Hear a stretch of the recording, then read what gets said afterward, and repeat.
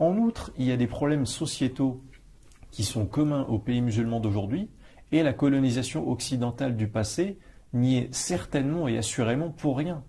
Je vous donne un exemple. Voici une étude du World Economic Forum, qui fournit des études statistiques très sérieuses utilisées par de grands organismes internationaux, par l'ONU également. Voilà, c'est une étude que j'aime bien citer puisque les musulmans n'y ont jamais trouvé à ma connaissance aucune réponse en guise de contre-expertise honnête capable de défendre l'islam. Les résultats de cette étude ont été présentés en 2018. Ils font un bilan de l'année passée 2017. Un bilan qui porte sur le niveau de traitement équitable par pays entre les hommes et les femmes dans chaque pays du monde en fonction de l'accès aux soins, à l'éducation, à l'emploi, à la politique. Cette étude, elle n'avantage pas les pays riches, puisque c'est uniquement une question d'équitabilité relative entre les hommes et les femmes. Si un pays pauvre répartit plus justement ses moyens financiers et ses opportunités de réussite entre ces femmes et ces hommes dans la scolarité ou dans les hôpitaux, il sera mieux classé dans le classement qu'un pays riche, même très riche, mais qui traite les hommes et les femmes de façon inéquitable à l'avantage des hommes.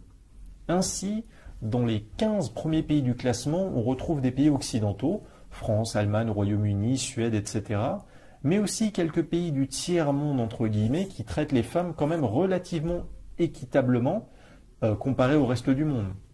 Parmi le peloton de tête des pays occidentaux, on trouve donc ces exceptions des pays plus modestes comme le Nicaragua ou les Philippines, pays indépendants et stables d'un point de vue culturel, à culture chrétienne. Voilà. Ces pays plus pauvres ne sont pas désavantagés dans le classement, car les femmes y ont un accès aux soins, à la politique, à l'emploi ou à l'école relativement élevé, on va dire, par rapport au reste du monde.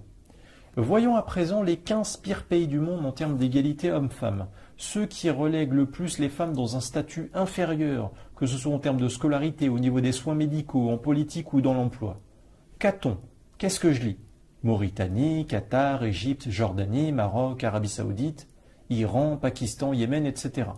Bref, il y a un point commun culturel évident à tous ces pays qui sont les derniers de la classe. Je suis désolé. Ce point commun, c'est l'islam dominant culturellement les sociétés qui y vivent. Et là, l'excuse de la colonisation, elle ne marche même pas. La colonisation subie du passé, il y a un demi-siècle ou plus, en quoi est-ce qu'elle empêche ces pays aujourd'hui de traiter les femmes comme les hommes depuis tout ce temps?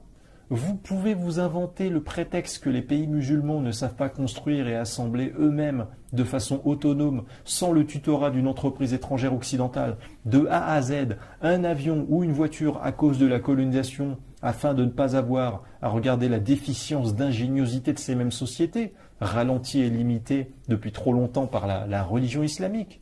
Mais quand les sociétés musulmanes de ces pays maltraitent les femmes et les relèguent à un statut inférieur, là c'est quoi l'excuse matérielle qui permet d'expliquer ça par la colonisation du passé qui est finie depuis bien longtemps?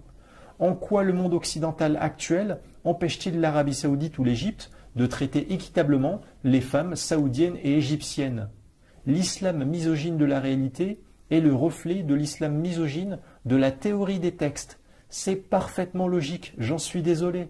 Alors assumez les conséquences de votre religion au lieu de vous défausser encore une fois sur l'Occident.